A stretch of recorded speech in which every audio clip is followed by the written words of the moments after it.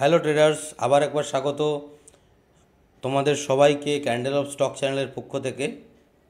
আজ আমরা আলোচনা করতে যাচ্ছি নিফটি, ব্যাঙ্ক নিফটি এবং ফিন নিফটি, যেটা আমরা আগে করে থাকতাম ডেলি অ্যানালাইসিস। সেই ডেলি অ্যানালাইসিস আমরা আবার করতে যাচ্ছি। অনেক দিন ভিডিও না আসার কারণে আমি খুবই দুঃখিত, বারবার তোমাদের কাছে ক্ষমা চেয়ে নিচ্ছি। তো চলো ভিডিওতে বেশি কথা না বাড়িয়ে শুরু করি। তো আমরা চলে এসেছি নিফটি ফিফটির চার্টে। ঠিক আছে, নিফটি ফিফটি আমরা দেখে নেব নিফটি ফিফটি কী মোমেন্টাম করতে পারে। তোমাদের মান্থলি এবং উইকলি অ্যানালাইসিস আমি দিয়েছি, অলরেডি একটা ভিডিও রয়েছে মান্থলি এবং উইকলি অ্যানালাইসিসে। তো আমরা এবার ডেলি অ্যানালাইসিস করব, যে ডেলি বেসিসে আমরা দেখার চেষ্টা করব যে নিফটি কী মুভমেন্ট করতে পারে বা কোথায় ওপেন হলে কী করতে পারে। ঠিক আছে, তো চলো শুরু করি। দেখো, মার্কেট মার্কেট কিন্তু কন্টিনিউয়াস 1 উইক ডাউন ট্রেন্ডেই চলছে।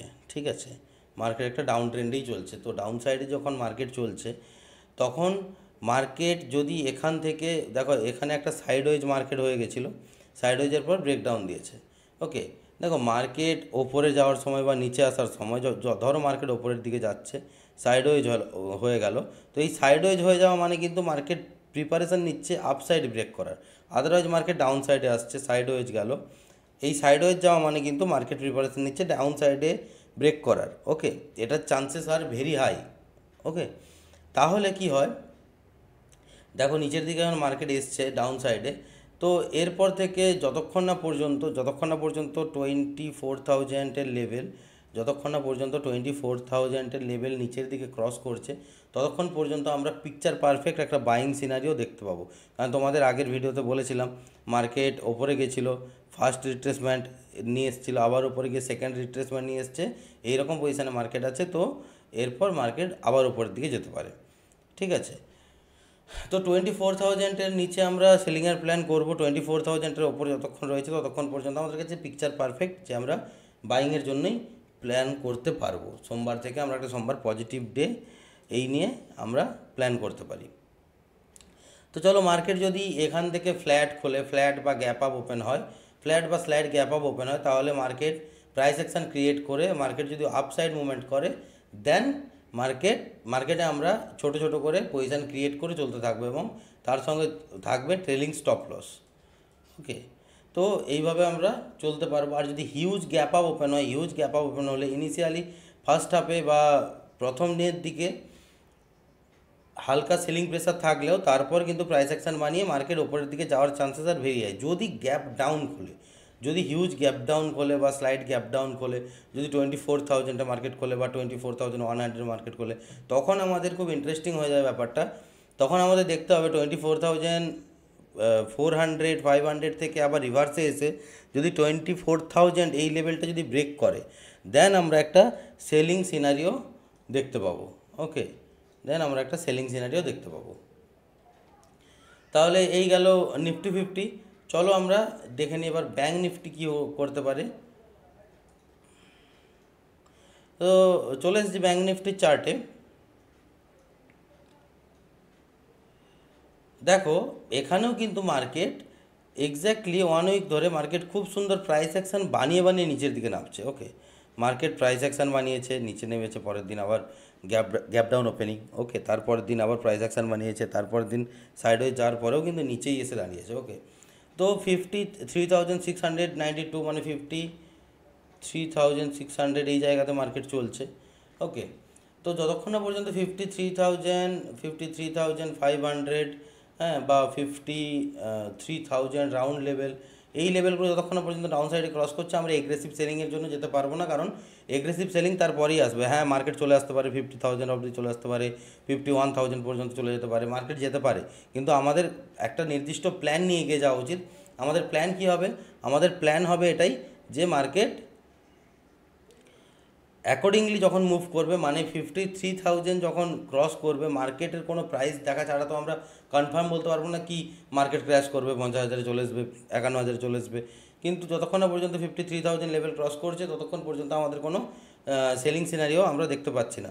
তো এখান থেকে যদি মার্কেট সেমভাবে হালকা যদি গ্যাপ আপ ওপেন হয়, এই রেঞ্জে যদি কোনো ওপেন হয়, বা এই রেঞ্জ থেকে এই রেঞ্জের মধ্যে যদি মার্কেট ওপেন হয়, দেন আমরা একটা সাইডওয়েজ মার্কেট থেকে আপসাইড মার্কেটের মোমেন্টাম দেখতে পাবো। ঠিক আছে, মার্কেট যদি ইনকেস গ্যাপ ডাউন ওপেন হয় দেন আমাদের দেখতে হবে 53,000টা কত দূরে রয়েছে। তারপর যদি প্রাইস অ্যাকশন বানিয়ে মার্কেট 53,000 লেভেল ক্রস করে দেন আমরা একটা সেলিং অপরচুনিটি পাবো। ঠিক আছে, সেলিং অপরচুনিটি আমরা পাবো। তো চলো এবার ফিন নিফটি দেখে নিই, ফিন নিফটি কী করতে পারে, কালকের মুভমেন্টটা ফিন নিফটিতে কী হবে। দেখো ফিন নিফটি চার্টে চলে এসেছি আমরা।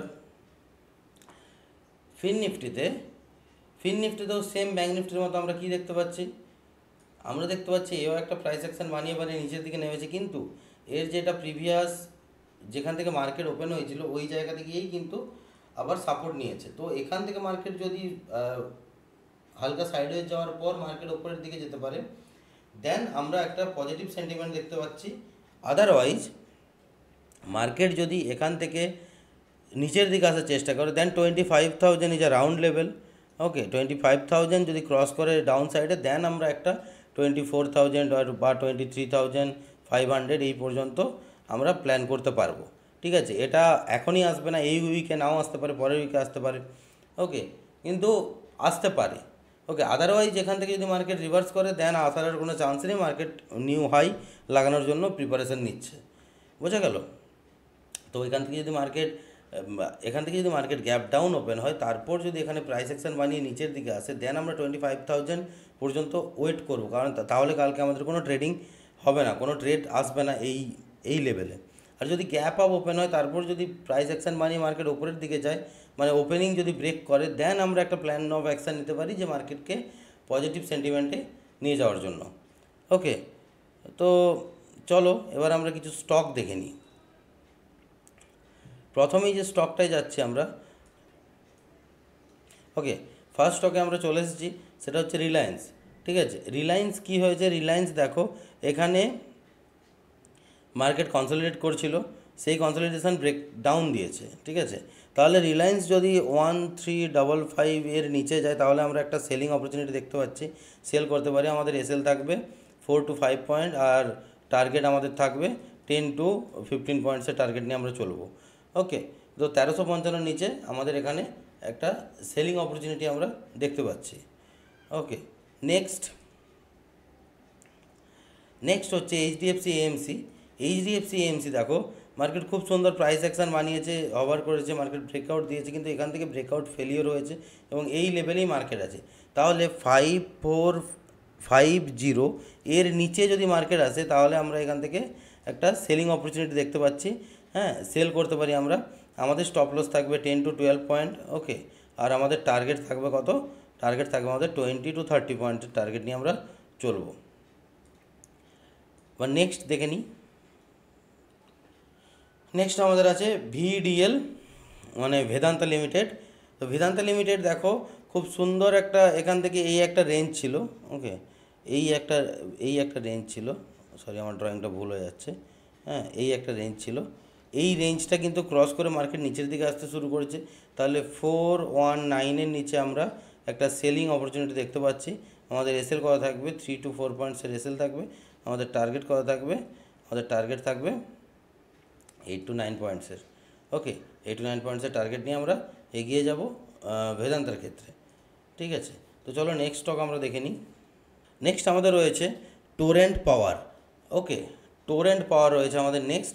দেখো টোরেন্ট পাওয়ারেও খুব একটা ইন্টারেস্টিং ক্যান্ডেল ক্রিয়েট হয়েছে, তোমাদের যদি আমি ভালো করে দেখাই তোমরা বুঝতে পারবে টোরেন্ট পাওয়ার ইন্টারেস্টিংটা কী হয়েছে। টোরেন্ট পাওয়ার কিন্তু ওপর থেকে খুব সুন্দর ডাউন ট্রেন্ডে যাচ্ছিল মার্কেট, ডাউন ট্রেন্ড থেকে রিট্রেসমেন্ট নিয়েছে, আবার ডাউন ট্রেন্ডে এসছে। ডাউন ট্রেন্ডে আসার পর এই যে প্রিভিয়াস লেভেল ছিল যেখান থেকে মার্কেট ব্যাক করেছিল, আপ ট্রেন্ডে শুরু করেছিল, সেই লেভেলটা, সেই সাপোর্ট লেভেলটা কিন্তু ব্রেক করে নিচের দিকে চলে এসছে। ঠিক আছে, তাহলে যদি 1225 এর নিচে মার্কেট আসে দেন আমরা এখান থেকে একটা সেলিং অপরচুনিটি দেখতে পাচ্ছি। ওকে, আমাদের এসএল কত থাকবে, 4 to 5 পয়েন্টসের এসএল থাকবে। আচ্ছা, টার্গেট কত থাকবে, টার্গেট থাকবে 10 to 15 পয়েন্টসের। ওকে, তো চলো আজকের মতো এখানেই শেষ করছি। তোমাদের যদি ভিডিওটা ভালো লেগে থাকে অবশ্যই লাইক করে দিও, সাবস্ক্রাইব করে দিও চ্যানেলটাকে, আর সবার সঙ্গে শেয়ার করে দিও, বন্ধুবান্ধবের সঙ্গে বিভিন্ন গ্রুপে শেয়ার করে দিও যাতে তারাও লার্নিংটা পায় এইসব মার্কেট সম্বন্ধে। আর কাল মার্কেট খুলছে সোমবার, তো নিউ একটা ফ্রেশ মান্থ স্টার্ট হচ্ছে। তো ততক্ষণ পর্যন্ত তোমরা ঠিকঠাক থাকো, ভালো থাকো, and happy trading for tomorrow.